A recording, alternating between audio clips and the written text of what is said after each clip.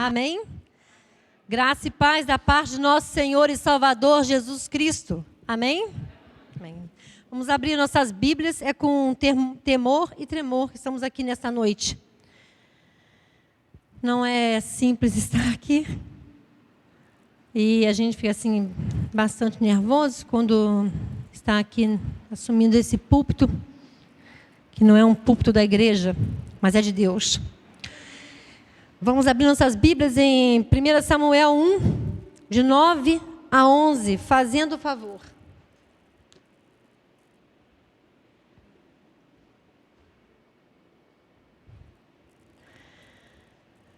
Certa vez, após terem comido e bebido em Siló, Ana se levantou, quando o sacerdote Eli estava sentado na sua cadeira, junto a um pilar do templo do Senhor. E Ana, com amargura de alma, orou ao Senhor e chorou muito. Ela fez um voto dizendo: Senhor dos exércitos, se de fato olhares para a aflição da tua serva e te lembrares de mim, e não te esqueceres da tua serva e lhe deres um filho e um homem, eu o darei ao Senhor por todos os dias da sua vida, e sobre a cabeça dele não passará navalha. Feche teus olhos, por favor. Senhor Deus, santo, santo é teu nome, santa é a tua palavra. Obrigado, Senhor Deus, pelas tuas misericórdias sobre nossas vidas. Eu clamo agora, Senhor Deus, que essa palavra, como tu falaste comigo, fale aos teus filhos também. Obrigado, Senhor Deus, que não fale eu, mas que tu fales através de mim, que eu diminua e que tu cresças. Oh Deus, no nome de Jesus, amém e amém. Podeis assentar, por favor. Põe o tema para mim, por gentileza. Na batalha, o controle precisa ser de Deus. Isso é uma verdade, é dita sempre. Eu vou pedir que desligue, por favor, um ventilador para essa página minha aqui não voar, nem essa folha aqui, ou diminua a velocidade dele, fazendo favor. Eu falei com o pastor que seriam 3 páginas, mas eu falei errado, são 3 folhas que eu separei. Ele falou para mim assim: resuma em uma. O Senhor vai resumi-la. Amém? Não se preocupem com isso. Antes de qualquer coisa, eu quero passar pelo significado da palavra batalha. A gente fala em batalha, toda batalha é espiritual, porque nós estamos tratando de pessoas espirituais, que têm o Espírito Santo de Deus. Então a nossa luta nunca vai ser contra pessoas, mas contra a carne, contra a nossa própria carne, mas vai ser contra as potestades, a malignidade, o mal que nos rodeia. Não deve ser nunca contra pessoas. Mas a gente precisa de matar o quê? A nossa carne. Porque a nossa luta é contra ela. Contra as nossas próprias vontades. Contra aquilo que fazemos que não agrada a Deus. E essas batalhas não é travada mano a mano. Mas é travada no céu, nas regiões celestiais. Porque Satanás não brinca. E ele tenta nos afligir todos os dias. A palavra batalha, tanto no grego como no hebraico, tem o mesmo significado. Batalha, conflito e luta. No uso bíblico, é muitas vezes usada em sentido figurado para disputas verbais, lutas espirituais ou conflitos internos. No Velho Testamento, em hebraico, a ideia de batalha está ligada diretamente à proteção de Deus e ao seu papel como guerreiro em favor do povo. Em grego, no Novo Testamento, o foco é mais espiritual e moral. Batalha de fé, da verdade e contra o pecado e heresias.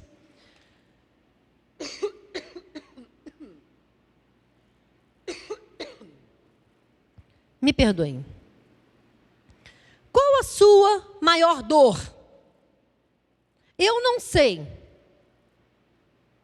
se é um desemprego, se é um filho desviado, um casamento prestes a falir, um diagnóstico médico ruim,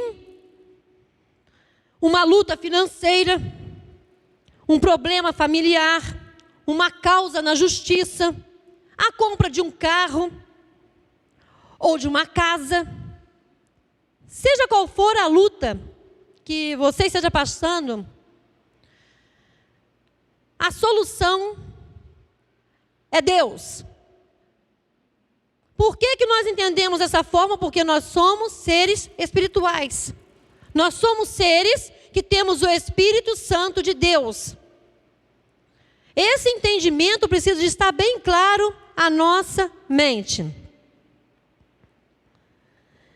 O que nós fazemos dessa luta?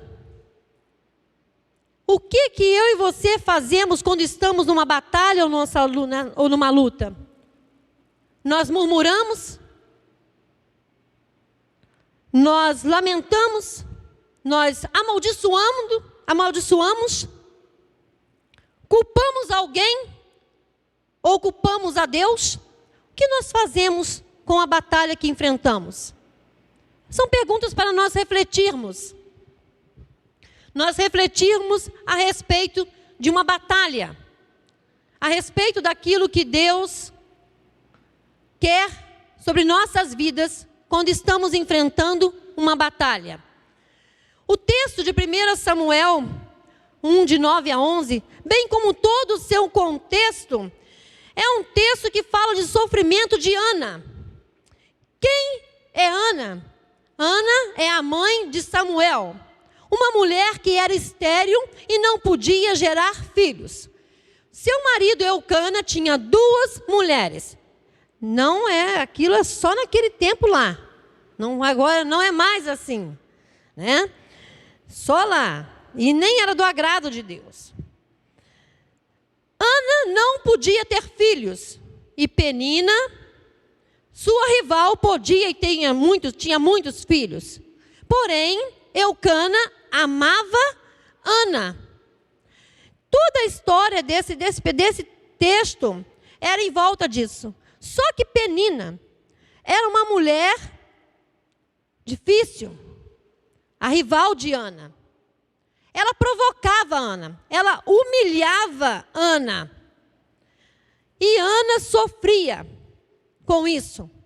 Ana entristecia. Você pensa bem que todos os anos, eu acredito que desde a infância de Ana, seus pais já levavam no templo, e ela cresceu assim e casou-se com Eucana, que também era assim, do mesmo povo de Deus, que ia todos os anos em Siló,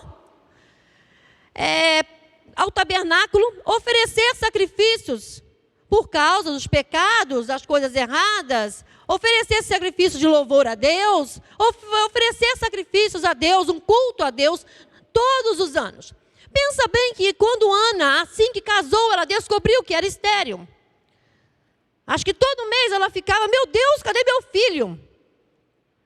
E daqui a pouco, Penina gerava uma criança, e ela falou, Senhor, só Penina, e eu não, eu fico pensando em coisas que Ana. Foram passando os anos, todos os anos, Eucana e suas 2 mulheres, e a sua família ia em Siló, ao tabernáculo, oferecer sacrifícios.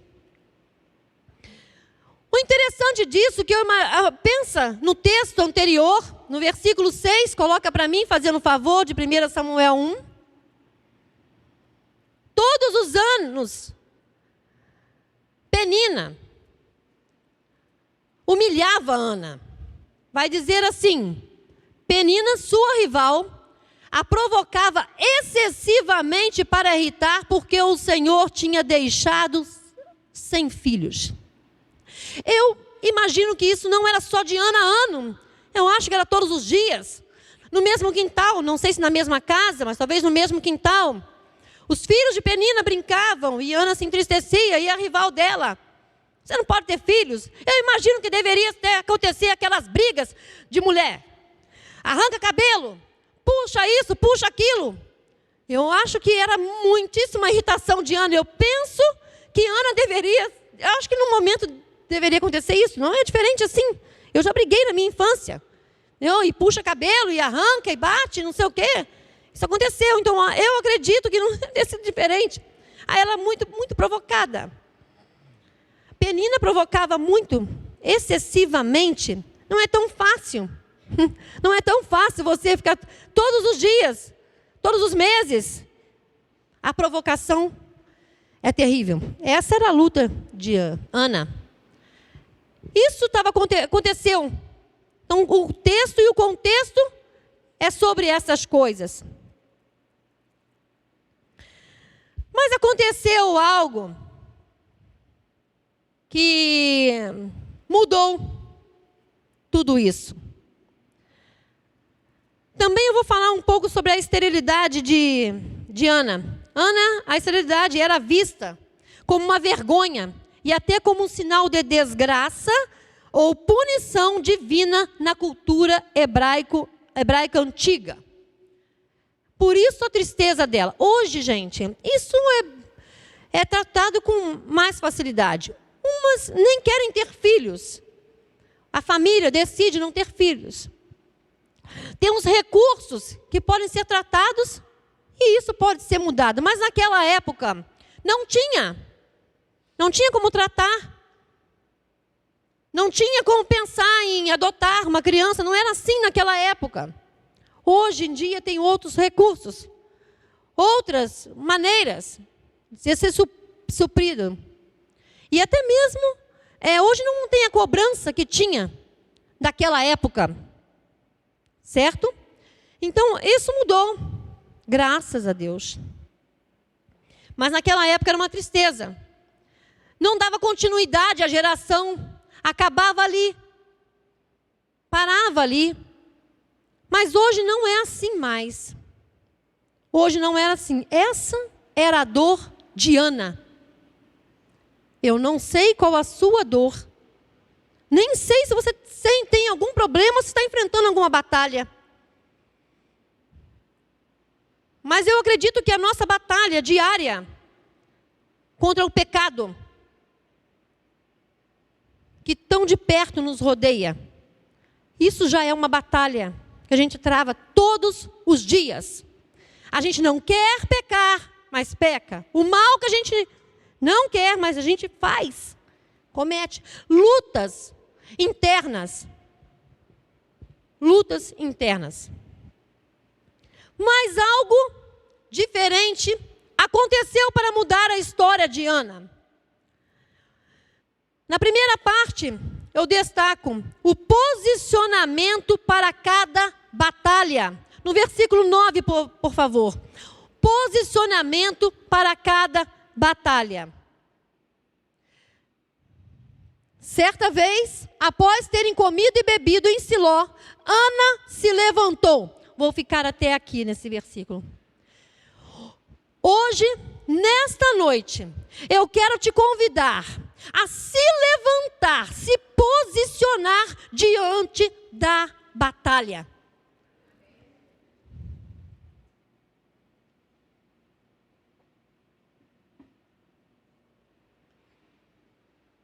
Da batalha da tua dor.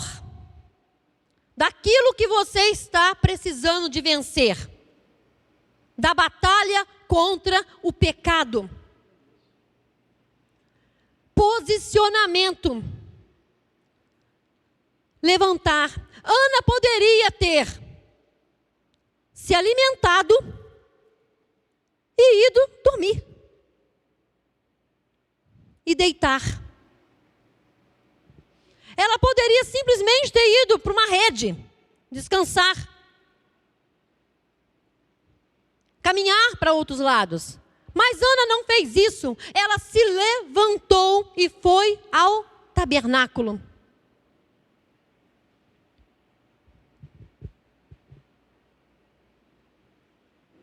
Nessa noite, eu quero te convidar a tomar um posicionamento frente à batalha. Um posicionamento de fé. De olhos voltados para o alto. E não cabisbaixo. Eu não estou menosprezando a sua dor, o seu diagnóstico, a luta que você vem enfrentando. Eu não estou menosprezando. Eu estou te convidando a se posicionar diante da batalha. Se coloque de pé e olhe para o alto. E olhe para o alto.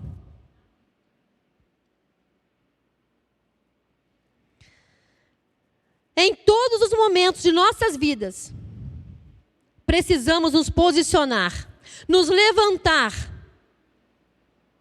nos colocar de pé e não se prostrar e entregar o problema à mercê de coisas, de pessoas. Segunda parte, as principais armas numa batalha. Eu vou destacar as duas que tem aqui no texto que nós lemos. Tem outras, mas o do texto temos como principais armas: oração e voto. No versículo 10 e 11, por favor.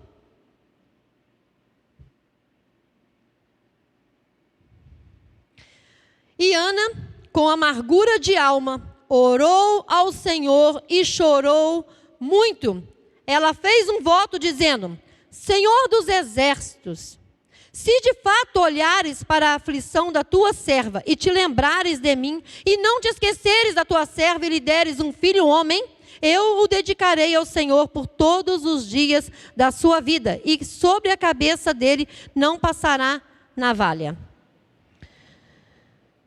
Amargura de alma significa, eu busquei no dicionário porque não é uma amargura qualquer, é uma amargura de alma.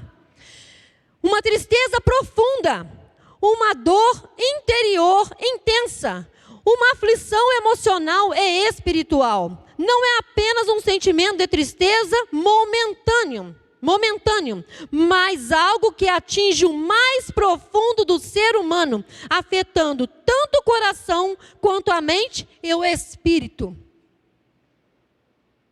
Assim estava Ana, amargurada de alma. De anos e anos sofrendo. Eu não sei o tamanho da tua dor.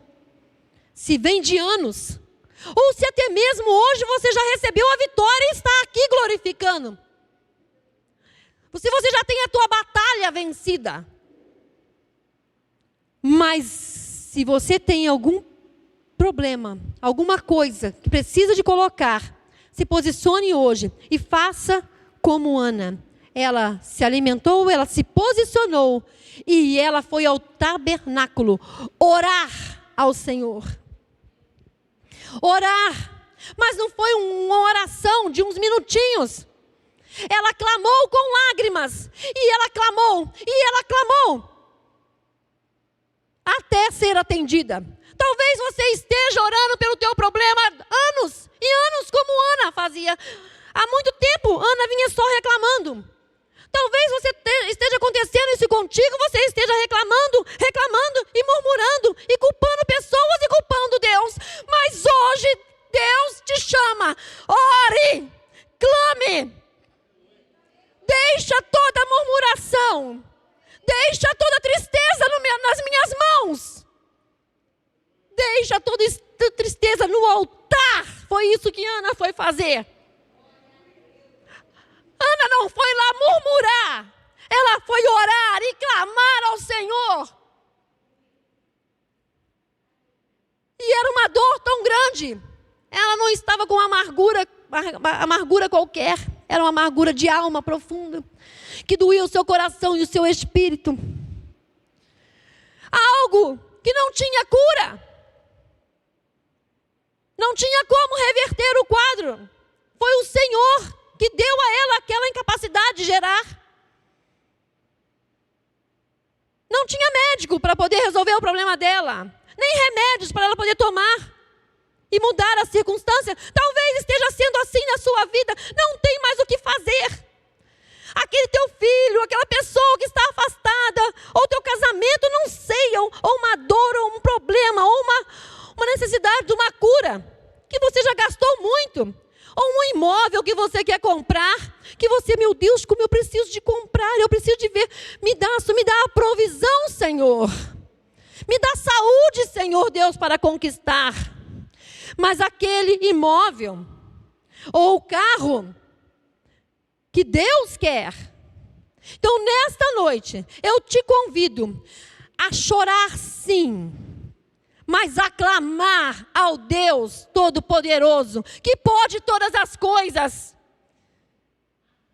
que vai fazer o impossível acontecer. Não é uma oração qualquer.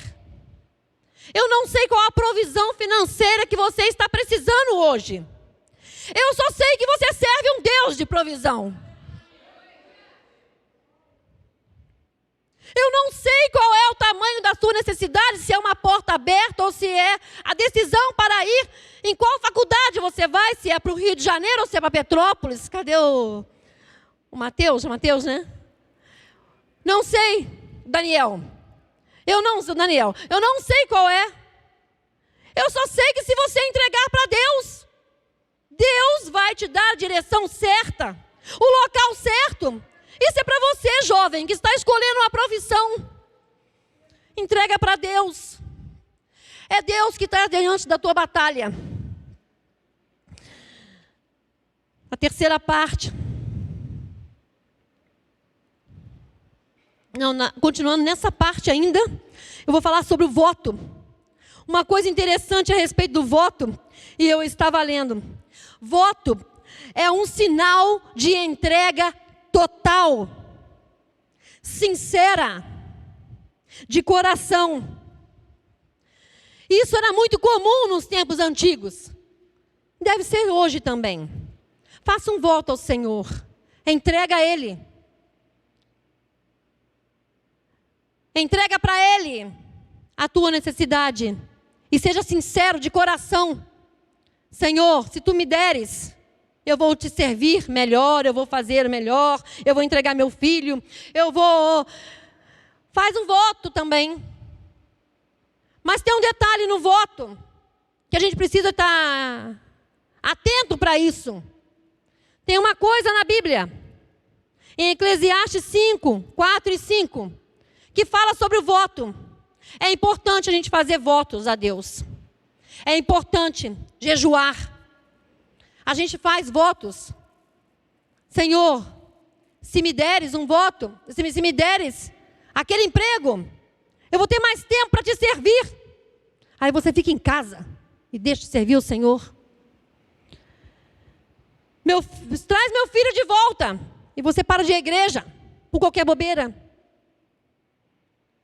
Oh Deus, se Tu fizeres isso, eu vou fazer aquilo. Mas tem uma coisa que diz em Eclesiastes 5, 4 e 5. Por favor. E eu não abri na minha Bíblia ali. Eclesiastes 5, 4 e 5. Quando você fizer um voto a Deus, não demore a cumpri-lo, pois Ele não se agrada de tolos. Cumpra o voto que você faz. Melhor é não fazer o voto do que fazer e não cumprir. Nunca faça voto de tolo. Nunca faça voto que você não possa cumprir. Ah, Senhor, eu preciso de um carro para ir à igreja. Você vai sempre a pé, de bicicleta, caminha. Mas, Senhor, se Tu me deres um carro, vai ser mais fácil. Aí você para de ir na igreja. Não faça isso. Não faça votos de tolo, mas faça votos. Foi o que Ana fez. Se Tu me deres um filho homem, ela especificou para Deus. Deus deu um filho homem para ela. Qual foi o voto que ela fez? Eu vou Te entregar todos os dias da vida o meu filho. E além disso, ela fez o voto do Nazireu, que é o mesmo que Sansão fez, que a mãe de Sansão fez para Sansão, os pais de Sansão, de não passar navalha na cabeça. E ela cumpriu. O voto de Ana foi um voto sincero, que a gente aprenda a orar, a colocar diante de Deus nossos votos, nossas súplicas sinceras, nossos clamores sinceros, nossos votos sinceros. É exemplo de Ana, exemplo para se cumprir. Tem outros votos de Jonas. Quando estava no ventre de um grande peixe, ele clamou ao Senhor, ele estava fugindo. Ele clamou ao Senhor e disse: se tu me tirares daqui, Senhor, eu vou em Nínive pregar. Deus tirou ele de lá. Ele orou, ele clamou, ele fez um voto e ele cumpriu com o voto. Foi verdadeiro no voto dele. O povo de Israel no tempo de Neemias também. Em Neemias 10, 28 e 29. Coloca para mim, fazendo um favor. Neemias 10, 28 e 29.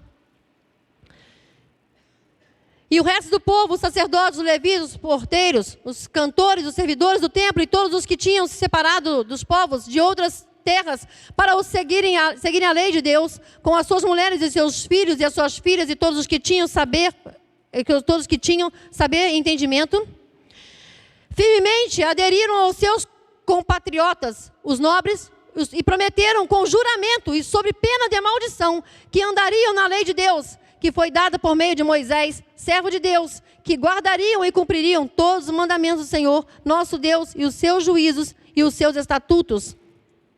Esse foi nesse tempo. Votos cumpridos, mais tarde também deixaram de cumprir. Voto do Nazireu, como eu falei. Jacó, quando ele lutava com o anjo, e ele voltou ao Senhor: se me abençoares, darei os dízimos de tudo. E ele cumpriu com o seu voto. Deus no controle. Estamos partindo para o final agora. Mais uns minutinhos, pastor, por favor. Eu estou na minha 5ª página. Eu estou resumindo. Nessa segunda-feira, eu estava sentada na sala quando eu desci, na hora do almoço, assistindo uma reportagem da Jovem Pan. Foi entrevistado o Major Coronel Rafael Rosenza, brasileiro que vive lá em Israel. E os repórteres perguntaram a respeito dele. Eu vou ler porque eu não gravei tudo na minha mente.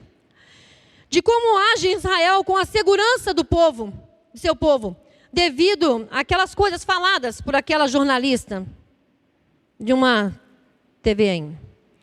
O major disse que Israel procura proteger seu povo, colocando-os em locais seguros, diferente do que faz o terrorista do Irã, que faz suas bases embaixo de lugares públicos. Enquanto Israel se preocupa com o seu povo, Hamas não está nem aí para os cidadãos. O Irã quer dominar, não importa se morrer muitos civis ou poucos. O que eu quero dizer com isso?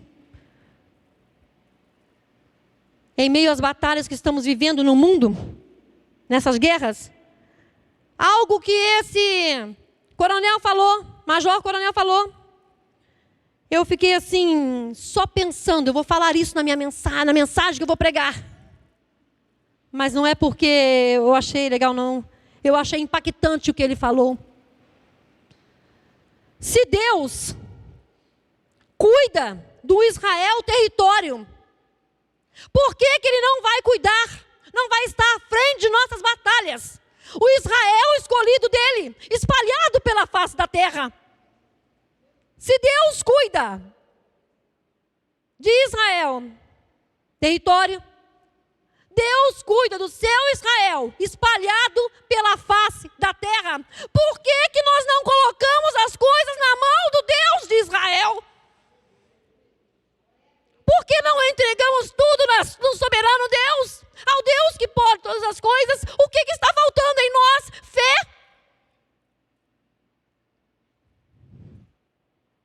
Obediência? Hoje é noite de arrependermos dos nossos lamentos, dos nossos pensamentos, e colocar tudo sob o controle de Deus, nas mãos de Deus que pode todas as coisas. Deus quer proteger a sua vida. Ele quer estar à frente da sua batalha, da sua e da minha batalha.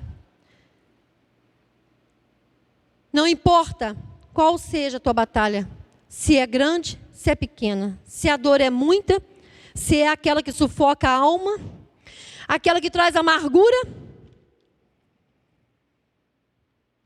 ou se é uma pequena luta que para você pode ser pequena, mas para muitos pode ser grande.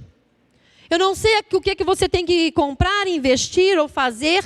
Tudo que for fazer nas pequenas coisas, até o sapato que você vai comprar, a roupa, o remédio. Quando eu vou para a farmácia comprar remédio, o Senhor me mostra o mais barato. Onde está a farmácia mais barata. Porque eu saio procurando preço, porque eu tenho pavor de comprar remédio. Mas eu compro quando necessário. Mas eu pechincho, procuro, peço desconto. Se é muito alto o valor, eu parcelo. Mas eu procuro a melhor forma de comprar, mais barato. Porque dói no bolso gastar com remédio, não é verdade? Quem precisa de tomar muitos sabe disso. Deus quer ter o controle de tudo em sua vida. Ele quer ser o primeiro.